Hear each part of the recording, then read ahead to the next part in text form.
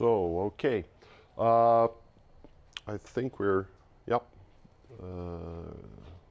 live now. So welcome to this introduction meeting on 2DV604, software architecture. My name is Jesper Andersson, and I will be the teacher responsible for this course. I will take care of all the tutoring sessions and also your questions and help you through the course of this software engineering topic, software architecture. So this is a kind of a mixed distance learning campus course. So we have a couple of students online.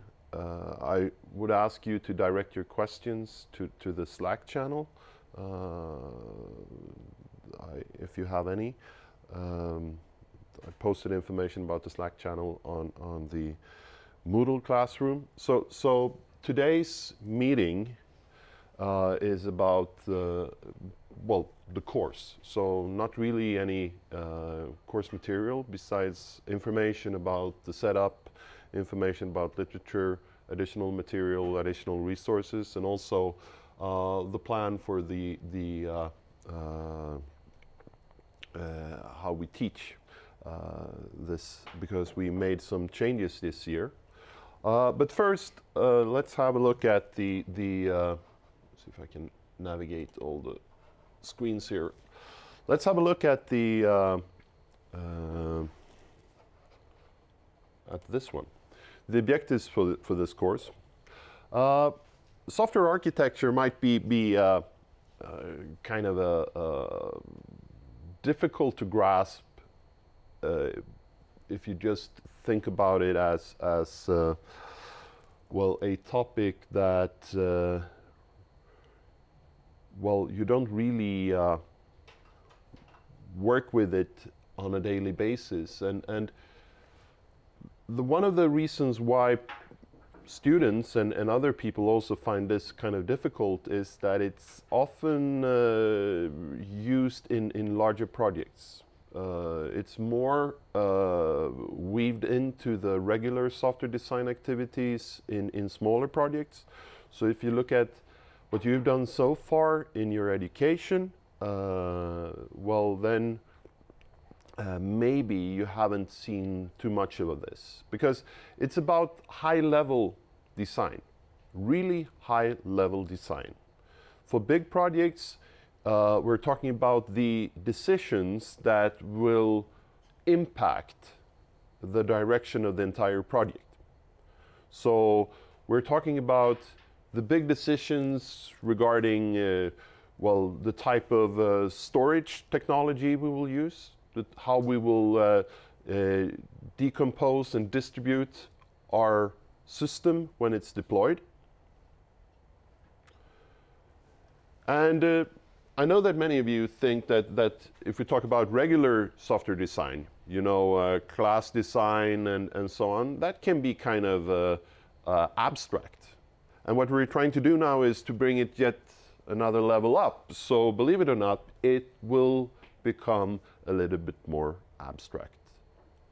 But still, it's about these big decisions. So if someone comes and asks you, okay, can you build this software for me? It should be a system where we have an app, and this app should be the input and output where people can store, they can search, and they can display information. Well, most of you intuitively think about the structure of that system. Most likely you think about a server somewhere, and on that server you will put some persistent storage, a database or something like that. It could be a relational database, or it could be a non-relational database. There will be some business logic on the server, and then there will be one or more different types of clients.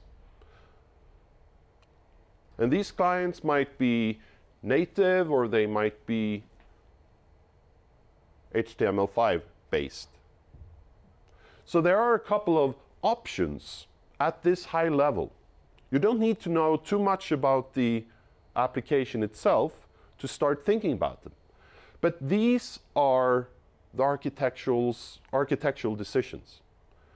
The ones that you have to make before you can actually start to design your application. Because if you go for a server using this or that technology, using a specific technology will reduce your design space. You have to design within that particular framework for that particular database, and so on. So the question then is, how do you know that you make the right decisions at this level, so early in your projects? Well, that is the challenge for the software architect, to design and evaluate these design options when you don't really have an application to evaluate. So that's what I mean by a little bit more abstract. You can't really test using traditional testing, you know, when you execute software. You need to evaluate it in a different way. So the purpose of this course is that you guys, well, you should be able to understand this level of design, and you should be able to do some basic software architecture design. You should understand and know what type of decisions you have to make, how to identify the decisions, how to find the alternative solutions, evaluate them, and eventually select.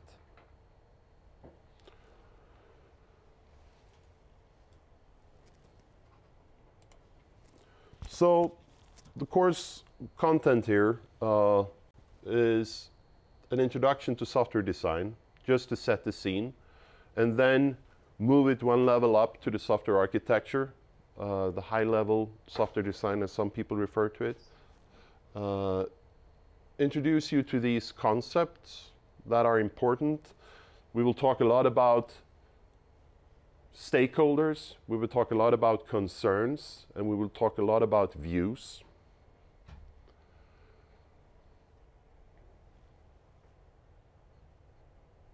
There will be a focus on how to describe architectures. There will be a part which focuses on architectural styles and patterns.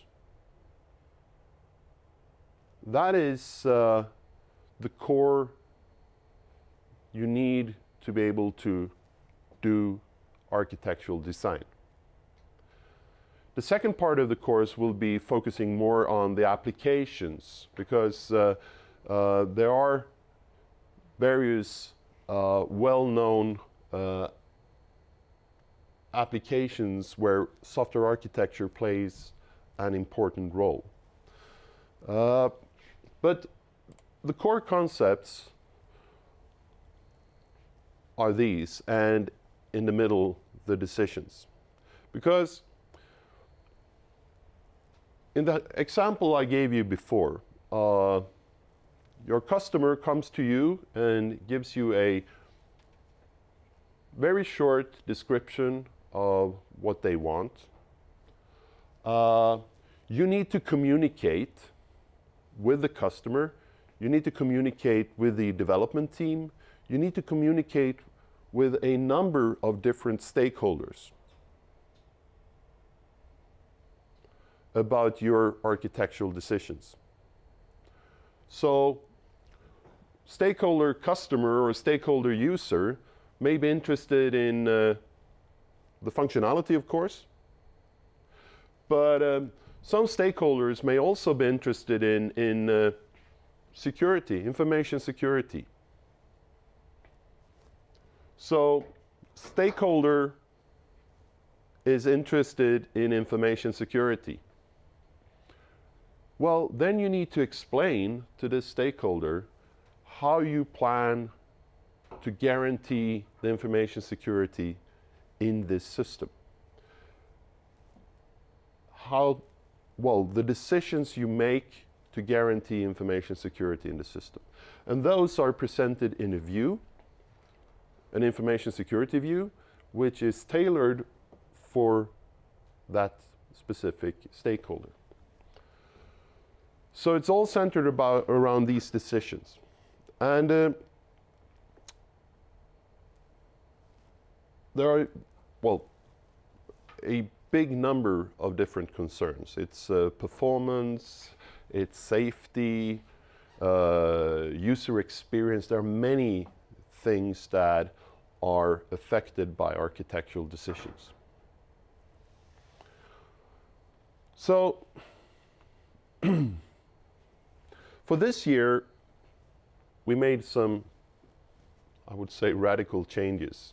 As I said before, this is a hybrid course where we have quite a few distance learning students and we have campus students. We have campus students here and in Kalmar. So in principle, there are 3 student groups. And we have had that over the last 2-3 years. And one big challenge is that I, as a teacher, I don't meet students face to face, not all students. Typically I meet the ones that show up in the lecture room, but I don't meet the ones that are distance learning or at the other campus for that lecture.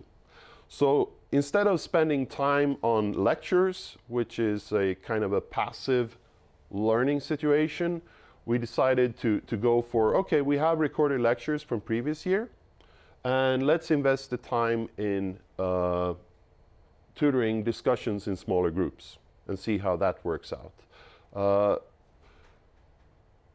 I think that last year I received something like 5 questions in total on 5 lectures. Most of the questions were about the assignments, typically dates for submissions and so on. So not too many questions about the content. So what we do now is we try to push this into the smaller groups, because I know that most of you are much more, well, it's easier for you to talk and ask questions in smaller groups. And it's also an opportunity for me to get to know you guys a little bit better. To support that, we have made the reading instructions more detailed. So we push you guys a little bit harder into reading the book. Last year I received one comment from one student who asked for some material, and I said it's in the book in this and that chapter, and he said that I don't buy the book. I never had to buy the book, but I think that in this course, well, you should read the book. If you buy it or borrow it, doesn't matter, but you need to read the material.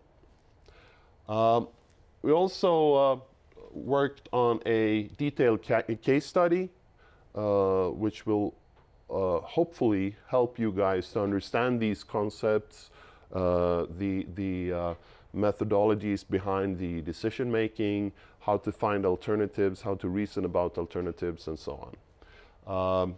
We are currently recording the lectures for these, so they will be published.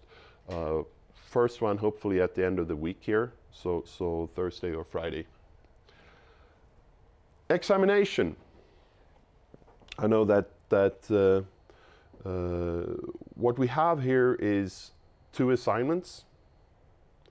The first one is individual. The second one you can do in groups too. And then there is a project, and this project is well, in terms of size, well, as 2 assignment 2, so to say. So there is like an increase in size and difficulty. Then there is a home exam. I will talk more about that in a while. So the case study is about, what's happened now? Oops. The case study is about the design of an existing system, so that you can actually go in and have a look at code if you want to. You can have a download the software and see how it works and so on. Because this is one of the big problems when you talk about software architecture, and that is that we don't really see the problems when we have small systems. So the book here is from 2012. Not old, but maybe written in a, it's not a traditional instruction book for university students. It's more written for industry people. So bear with me here. It's a little bit, as I said before, it can be, it expects a lot from its readers. From its readers. But now we have lots of time for you guys to ask questions and so on. So and there are also study questions that we give you, and you can use that to drive your reading here. And as I said before, get your hands on this book.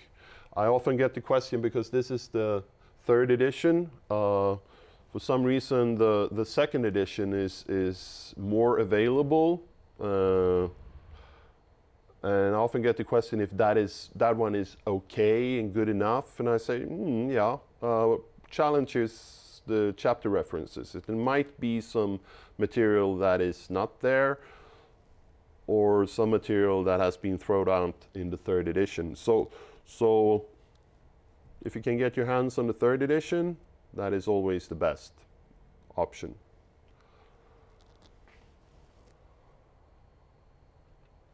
So the course, as I said before, is divided into 2 parts. The first one is focusing on design.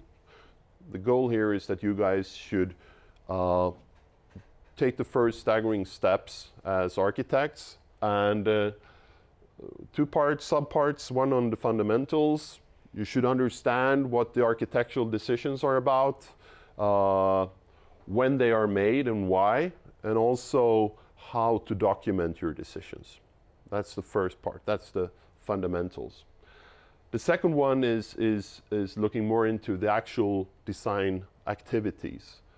And one big part here are the architectural patterns, or architectural styles and reference architectures, because the decisions you will make has been made by others. And it will be a big part of the design activity to figure out what others have done and learn from those previous experiences, and use that as you evaluate the alternatives in your project. The concerns I talked about before, performance, security, safety, etc., they are quality attributes or quality requirements.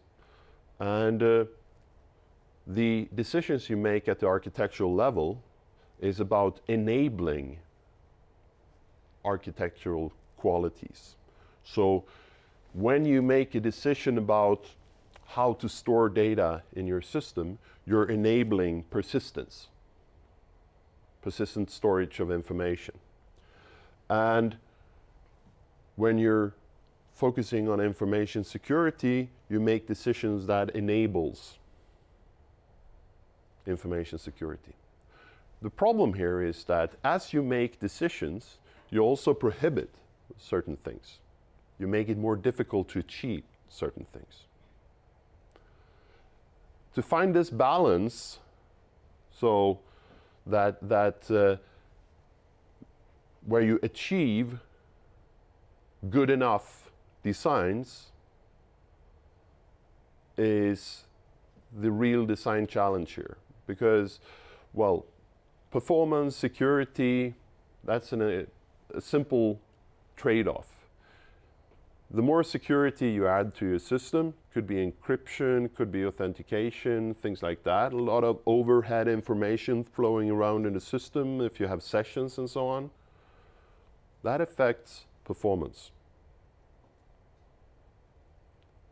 So if performance is important, you need to find the balance where you have good enough performance and good enough security. One way to achieve that is to use tactics. Tactics is a recipe, more or less, for how you can achieve certain qualities. And when you combine patterns and tactics, well, you have a nice support for a design process where you can design for quality at this high level.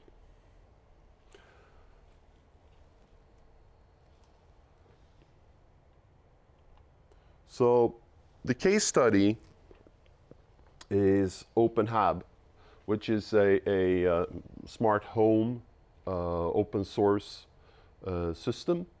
As I said, there is a lot of documentation. You can download it. You can try it out.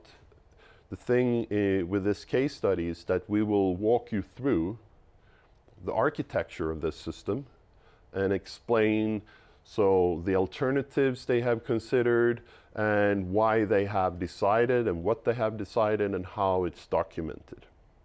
So hopefully this will give you a second perspective on software architecture, which is maybe not covered in the book. There's also a reference on the course, in the course room, to a open architecture documentation project where you can go in and have a look at the architecture of many open source projects. One of them is MyMoodle, by the way, so you can have a look at a small part of the MyMoodle architecture and figure out how it works and why it works sometimes. The second part is more on the application side of software architecture, because architecture is not just high-level decisions. It can be used to drive other things. And software product lines is a software reuse approach where you design a family of products, and this product family shares an architecture. Each and every product has a similar architecture, and this means that, well, the shared assets can be developed once and then reused and configured for the specific products. Enterprise architecture is how do you work on an organizational level to support your business with IT. And again, well, the whole idea of having systems of systems that work together to support a business process, it's very similar to the architectural decisions you make for a single product, but you do it now on an organizational level.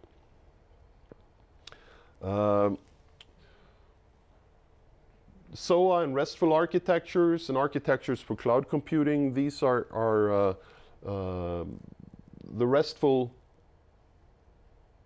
REST architecture style was first described by a software architect working at University of California, Irvine, while being involved in the Apache project.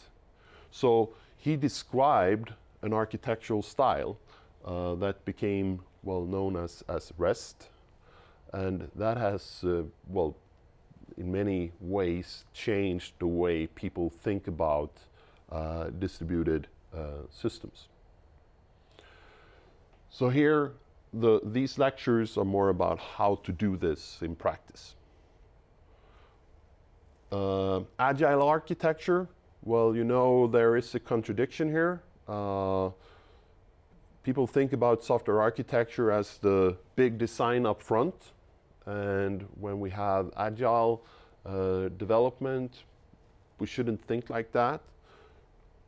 So how do you combine thinking about architecture and agile, iterative, incremental development? We'll try to answer that in this lecture.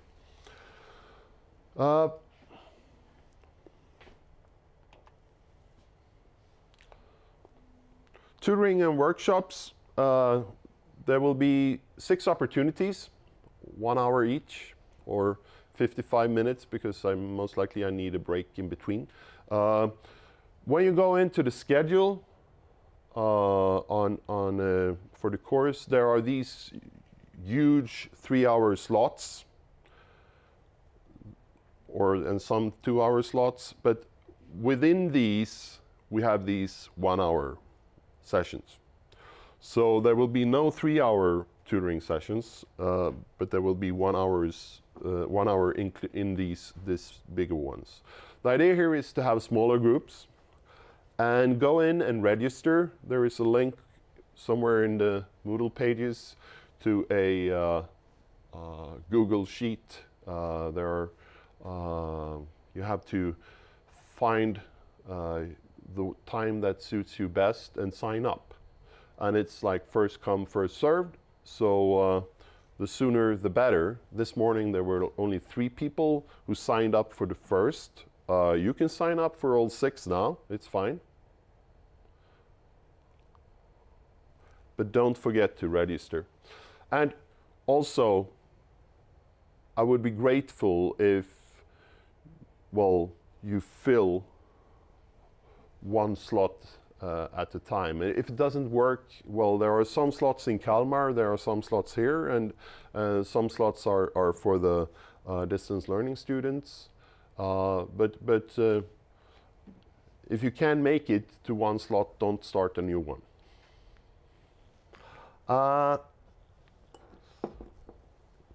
The idea for these is that you should drive them. You should ask me questions. We should have discussions within the group about the assignments, about the project, about the case study, about the literature and all the lectures, so that, well, we get a group that can help each other with the help from me. But if you don't come prepared to these sessions, I'm afraid that they will not be very useful. Because if you cannot get involved with questions, or you cannot get involved in discussions, well, it will not give you that much. Here are the dates. We start next week, focusing on the fundamentals, and then what you will see in the Moodle room is that they are grouped a bit according to this. Then we have 2 sessions in February, primarily focusing on that part and helping you with assignment 2. Then in March, the focus will be on the design project, and then a busy week, 18th through 21st, where we have 2 sessions for 2 1-hour sessions, where you can discuss the design project, or if you have any questions for the home exam.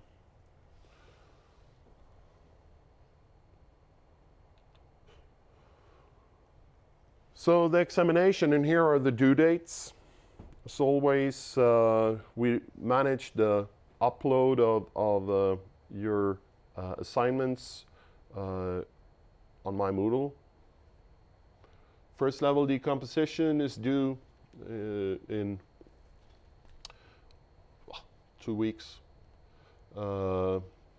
Then In March, we have the design project, the second assignment.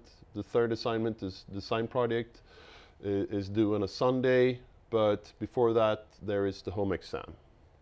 And the home exam is a one-day mission. In the same way as you have, if you have had a written exam in an exam hall on campus, this is a home exam where you work for a day on answering questions, and then you submit in the evening. The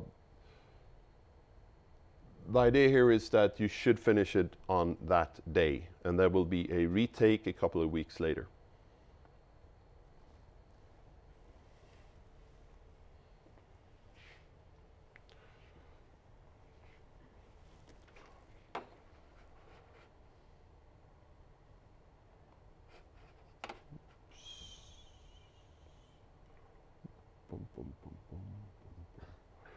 So, for communication,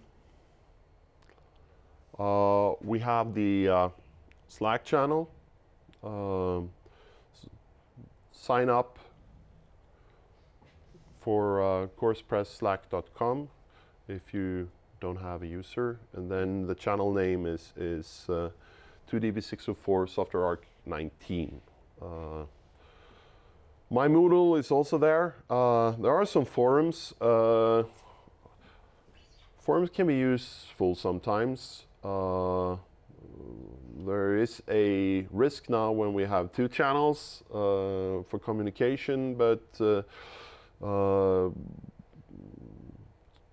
will cover both, and sometimes when there is an interesting question in the Slack channel with an answer, I will try to copy it and post it also on the forum, and vice versa. But bear with me, sometimes I forget doing that. Submissions and feedbacks for assignments and home exam in Moodle. And then we have streamed lectures, and well, there might be some of these upcoming lectures also that will be scheduled and so to say live streamed, but most of the lectures will be recorded. But you will be informed about that well in advance. Okay. Now we come to the very important questions like, I can't register, what should I do? This happens all the time. We have the prerequisites, and as I said before, this is a hybrid course where we have students with many backgrounds, and sometimes the prerequisites, as we post them to the admissions office, are not sufficient because they can't recognize all the course codes that flow around in the system. But there are typically two reasons why you don't meet the prerequisites. If you are a student who's expected to pay tuition fee, check. If you haven't paid the tuition fee, that's the reason. If you are a student that normally doesn't pay tuition fees, you should probably not pay tuition fees for this course either. But then you better check if you meet the prerequisites. And the prerequisites can be, well, many different combinations. But I try to, well, there is this course 1DV600, which is more or less a software engineering introduction course. If you have that or equivalent, and when I say have that, there are, what is it, 4 assignments in that course. If you're like fine with 3 and so on, that's good enough. We have the 1DV607, which is the object-oriented software design, the UML class. Same there, if you have 3 out of 4, fine. But you don't need the complete course, but you should have done more than half.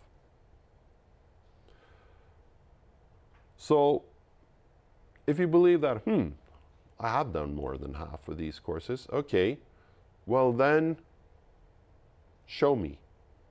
So screen dumps or transcripts, email to me.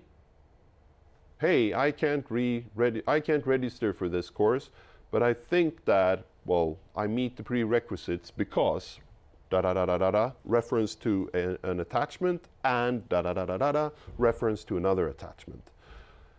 Then, if you're lucky, you have convinced me, and I will make a little tick in an Excel sheet, and I will submit that to the administration, and then you will be registered. But I give you to the end of the week. If I haven't received the information by the end of this week, sorry, then we can't help you. So do do it as soon as possible. And if you have any questions about this, send me that question and we can talk about it. So, what to do now? Well, if you're not registered, deal with that. But if you are registered, start checking out the course room in my Moodle. Get the hands on the book. Look at the reading instructions. Look at the lectures. Start making notes about questions you have. Have a look at the first assignment. Start working.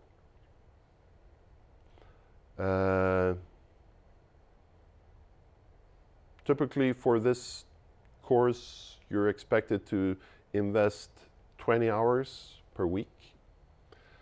I would say that that will go up and that will go down, but on an average, 20 hours at least. Some of you require less, some of you require more. But be prepared to work, be prepared to ask me questions, to discuss with your peers, to take active part. Well, then this will be fun. But if you don't do that, trust me, this will be one of the most boring courses you ever studied. If you're not active, it's no fun. Okay? So, do we have any questions from the room here, or do we have any questions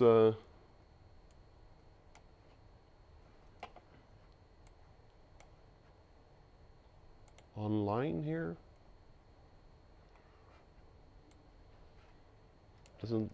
Yep. So the lectures in general are from the past year, and we participate with the tutoring session. Yeah. So the question here was well, we use the recorded lectures. Instead, we invest the time in meeting you guys. For me, that's much more labor intense than lecturing. Lecturing is like 2 hours. If I meet you, it's many more hours. And I also would like to spend much more time on answering your questions than previous years. So hopefully by activating you guys, you will learn much more than from passively watching a lecture in the lecture room. But you mentioned something about new recordings. Yeah, that was some of the lectures on the lecture list are not recorded yet. And also for the case study, those are not recorded yet, but they will be.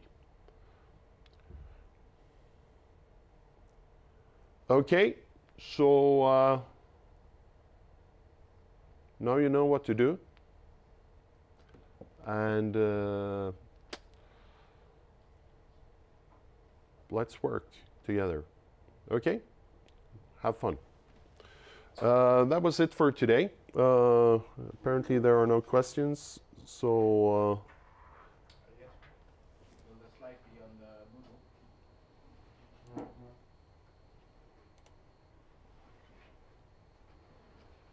Yes, they are already. All slides will be uploaded, and I try to make these nice boxes with also a what is the grading system of the course? Okay, I will do like this. If you just give me a second.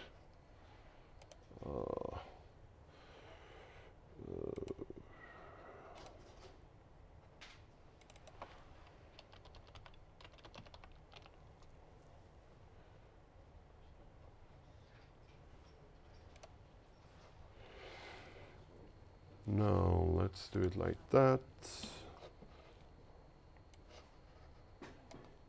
Poof, poof, poof. Okay, we got a question here. What is the grading system for the course? At the very bottom here, here, examination and grading. Here you have the assignments, the project, the practical assignments. That's 1, 2, 3. We use this scale here. Besides the first one here, which is just an E or an F, because it's so small that it's difficult for me to really separate you on 5 levels. And that is also reflected down here when we sum up the grades, that has a little impact on your overall grade, or a small impact, I should say. And the second question, where is the sheet where we sign up for assignments? La la la la la la. And I will try to find that. Did I pass this one here? Now I have to show you how old I'm getting because I need my glasses. It's underlined. Down, down, down, down, down. Here, sign up. And then you get here and you can see that here we have someone who's already registered. And look down here, there are a number of, so you can sign up. And we have Växjö, and then Zoom. I haven't decided yet if we're going to use Zoom or if you're going to use Slack. Zoom is kind of challenging because it's difficult to. I can create one room at a time, and it's difficult for me to keep it open from one week to the other for some reason. But then we have Kalmar opportunities here, and also Zoom. And Zoom are for the distance learning students. And you guys, you can navigate it yourself. Here is like 5 and 6. Hopefully the dates are correct. If you don't,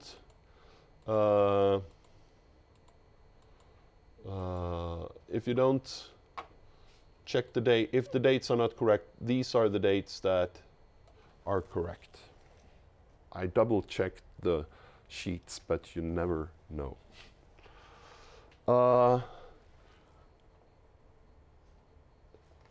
The home exam is a written test. It's not a Moodle quiz, although there might be a little quiz to kickstart this. I have a, because you check out the exam and then you are expected to submit. I'm working on a system that might be a little bit more flexible, but for now on it's 1 day. I'm working on a system that could be a little bit more flexible, but I will inform you well in advance how this works. But it's not a quiz. It's not a B, C, D type multiple choice or so. It's a think and write type of exam. And I will give you an example of questions for the home exam. Okay? that answers that question too. Yes, there are previous exams that. Okay, so do we have more questions from distance learning students? If not, let's call it a day.